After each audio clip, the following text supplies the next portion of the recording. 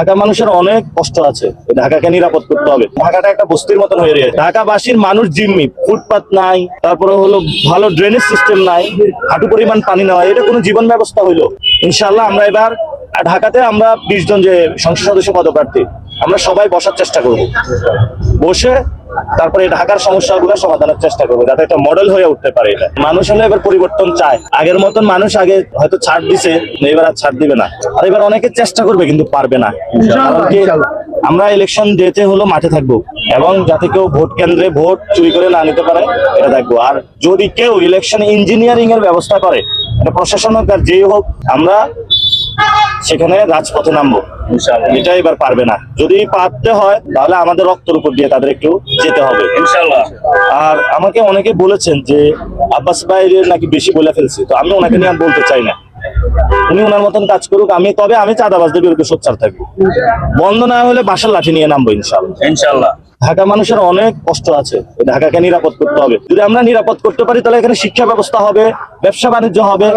তাহলে হলে দক্ষিণ এশিয়াতে ঢাকাটা অনেক সুন্দর একটা, আপনি দেখেন যদি বাহির থেকে কল্পনা করেন, ঢাকাটা একটা বস্তির মতন হয়ে রয়েছে। ঢাকাবাসীর মানুষ জিম্মি, পরিবহন নাই, ফুটপাত নাই, তারপরে হলো ভালো ড্রেনেজ সিস্টেম নাই, হাঁটু পরিমাণ পানি নেওয়া, এটা কোনো জীবন ব্যবস্থা হইলো?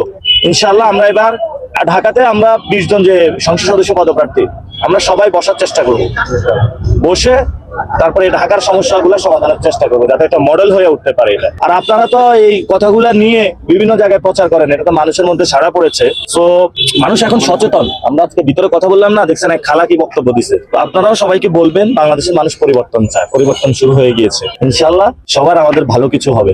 সবাইকে বলবেন দেশের পক্ষে দাঁড়ানোর জন্য। আলহামদুলিল্লাহ সাড়া পাচ্ছি। ওরা আমাকে একটা কথা বলেছে, ঢাকা ভার্সিটি কোন আসনে? ঢাকা 8-এ। আমি তো এখানের স্টুডেন্ট ছিলাম, বলতেছে ডাবির স্টুডেন্টে ঢাকা 8-এর এমপি হবে। ডাবির স্টুডেন্ট, ডাবিতে যে পড়াশোনা করেছে, আমাদের ফ্যামিলির সদস্য ঢাকা 8-এ এমপি হবে। তারা সবাই এটা আমাকে বলেছে, এবং তারা সবাই ক্যাম্পেইন করতেছে। আমার বলতেছে আমাদের ভার্সিটির ছেলে, এখানে যেহেতু ভার্সিটি, আমরা তাকে এমপি বানাবো এখানে ইনশাআল্লাহ। ভয় তো লাগে, দেখেন নাই যুব দল গতকাল কি করলো। আমি এক ছেলেকে জিজ্ঞেস করছি যে কত রেট এখন, বলে যে 50-60 টাকা। তো আমি বললাম আগে কত ছিল, বললো 100 টাকা। তো বললাম তারা করে এগুলা, সেটা দুজনের দিকে দেখাইলো, তারা তো খুব চেটে আমাদের দিকে পেরে আসলো। এইগুলো আমরা যুব দলের যারা প্রেসিডেন্ট সেক্রেটারি আছে, আমরা একটু ধৈর্য ধারণ করতেছি, ধৈর্য ধারণ করবো।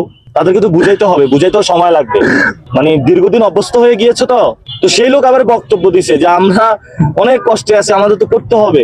আরে ভাই, এই সরকারি টাকা কি তোমার বাপের টাকা নাকি? নাহলে যা চাকরি করো, এই মানুষের জনগণের টাকা মেরে খাওয়ার কোনো ইচ্ছা করবে না। এটা ভয় না, এটা হলো পুরো বাংলাদেশে যখন আমরা নির্বাচনী ক্যাম্পেইন চালাচ্ছি, গণভোটে হায়ের পক্ষে। এখনো তো 21 তারিখের পরে আমরা পার্লামেন্টারিটা চালাতে পারবো। এই সময় সবাই সবাইকে রেসপেক্ট করবে, কেউ কাউকে বাধা দিবে না। এখন আমি গণভোটে হ্যাঁ ক্যাম্পেইন চালাচ্ছি, আমাকে নির্বাচনী যে ক্যাম্পেইনটা রয়েছে সেটাকে বাধা দিচ্ছে। এটা তো হায়ের বিরোধী কাজ করতেছে ওরা। তো যে হায়ের পক্ষে সে তার ক্যাম্পেইন চালাবে, যে নায়ের পক্ষে সে ক্যাম্পেইন চালায়। তো যে হায়ের পক্ষে চালাবে তাকে কেন বাধা দিবে? এটা তো নির্বাচনী সুষ্ঠু আচরণ হইতে পারে না। তো আমরা ইলেকশন কমিশনের কাছে আহ্বান রাখবো, ঢাকা 8-এ বিভিন্ন দলের লোকরা হ্যাঁ ভোটের ক্যাম্পেইন চালাতে গিয়ে তারা বাধা দিচ্ছে। সরকার বলেছে হ্যাঁ ভোটের পক্ষে ক্যাম্পেইন, আমরা কেন চালাবো না? আমরা এটা পক্ষে গিয়েছি, কিন্তু আমাদের বাধা দেওয়া হচ্ছে। নিরাপত্তার সংখ্যা আছে, এটা তো বোনাস লাইফ, আল্লাহর কাছে জীবন দিয়ে দিচ্ছে, এটা বোনাস লাইফ। আমরা তো 5 তারিখে মরে যেতে পারতাম। এখন